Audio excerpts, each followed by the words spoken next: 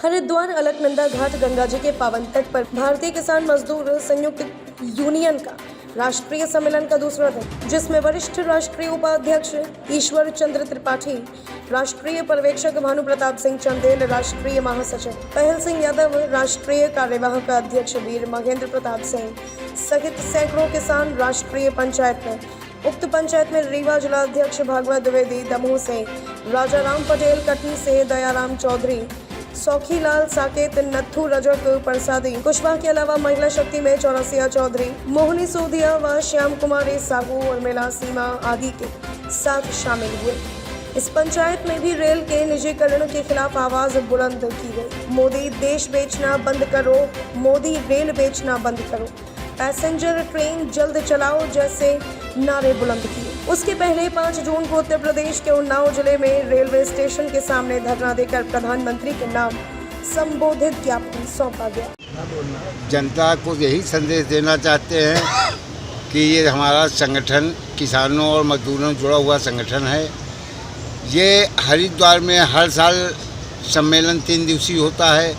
बीच में कोरोना आ गया, इसलिए हम लोग नहीं इकट्ठा हो पाए, तो कुछ व्यवस्थाएं स्लो पड़ गई।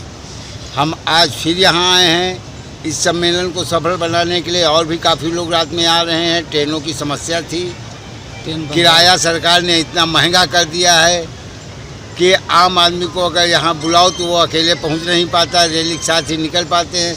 तो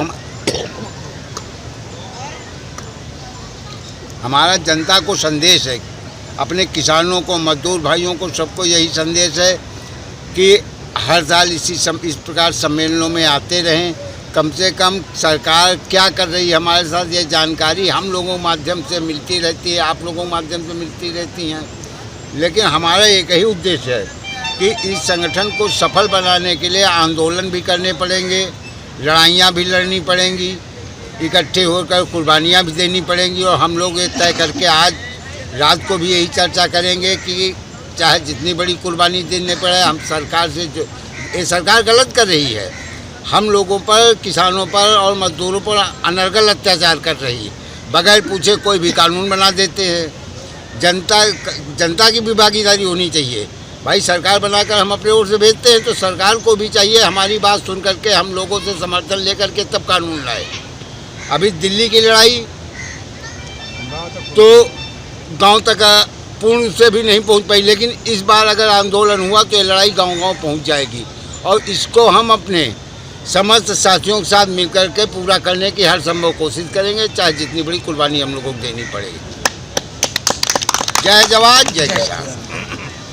चंद्र त्रिपाठी हूँ, भारतीय किसान मजदूर संयुक्त यूनियन से वरिष्ठ राष्ट्रीय उपाध्यक्ष हूँ और भारतीय रेल संघर्ष मोर्चा का राष्ट्रीय अध्यक्ष हूँ।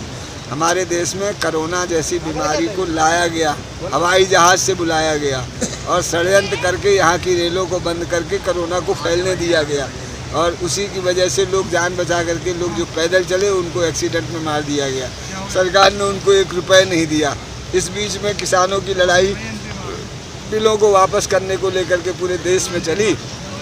मोदी को फुर्सत नहीं मिली उन किसानों से बात करने की। भाजपा ने कभी कहा था, भाजपा का कहना साहब, किसानों का कर्जा माफ। उत्तर प्रदेश में प्रधानमंत्री ने घोषणा की 1 लाख का कर्जा माफ़ किया। प्रधानमंत्री के लिए सारे प्रदेश बराबर होते हैं, सारे भाई मतलब जो है बाप के लिए बराबर होते हैं बच्चे, लेकिन उन्होंने बाकी जगहों का कर्जा माफ़ नहीं किया। उन जगहों पे जब आंदोलन चला तो वहाँ की सरकारों ने, जो बीजेपी की सरकारें थी, गोली चलवाई, मंदसौर गोली कांड हुआ। और वो लड़ाई जो खड़ी हुई, तो अभी भी किसानों के बहुत सारे मसले अनुत्तरित हैं। MSP आप पंजाब में दे रहे हो, हरियाणा में दे रहे हो, बिहार में आपकी सरकार है, नीतीश कुमार के साथ सरकार है, वहाँ पर मंडी ख़त्म है। वहाँ का धान हमारा 400 रुपये कुंटल, 1400 रुपये कुंटल बिकता है। अभी हमने मोतिहारी से पदयात्रा की बनारस तक, कोरोना के टाइम में किया। इन्होंने हमको कहीं परमिशन नहीं दी, लेकिन हमने कहा आप हमको जेल भेजो, हमें कोई दिक्कत नहीं है। हमारा कार्यक्रम सफल हुआ। वो लड़ाई जो यहाँ पर टिकैत को आपने खरीद करके यहाँ पर मतलब जो है ख़त्म कर दी, अजय मिश्रा ट्रेनिंग को आज तक भी मंत्रिमंडल में बनाए रखा, उसके पीछे केवल ये हमारा एक संगठन है जिसको बीजेपी ने षड्यंत्र के तहत एक चेहरा बनाया और उसको दबा दिया। उत्तर प्रदेश में अगर हम किसान जा कर के नेता लोग प्रचार करते तो वहाँ पर यूपी के मतलब मुश्किल से 50 सीटें आती बीजेपी की, और अभी वहाँ पर सरकार है। वो लड़ाई जो वहाँ छूट गई है, उस लड़ाई को हम लोग नए सिरे से शुरू कर रहे हैं। जिस प्रधानमंत्री ने कहा मैं देश नहीं बिकने दूंगा, वो देश की सारी संपत्ति बेच रहा है, देश के सारे संस्थान बेच रहा है। और रेल, जिसको गांधी जी के समय में कहा गया था कि तीसरा दर्जा, गांधी दर्जा भी वहाँ पर रेल में होगा। और कोई भी गरीब आदमी, पैसा नहीं है इस वजह से वो यात्रा नहीं कर पाए, गंगा जी में अस्थि विसर्जित नहीं कर पाए, ऐसा नहीं होने दिया जाएगा।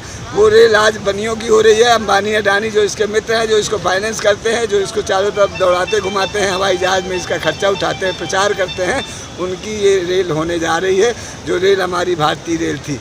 रेल संघर्ष मोर्चा इसीलिए बनाया। हम भारत के हर स्टेशन में अभी धरना देंगे, वहाँ के लोगों को जागरूक करेंगे और उसके बाद एट ए टाइम हम पूरे देश में जाम करेंगे रेल को, और मोदी को सड़कों पर निकलने नहीं देंगे। अगर किसान दिल्ली नहीं जा सकता है, देश का अपनी राजधानी नहीं जा सकता है, जहाँ पर वो मोदी को भेजता है सांसद चुन करके, प्रधानमंत्री बनाकर, अगर किसान मजदूर वहाँ नहीं जा सकता है तो इनके सारे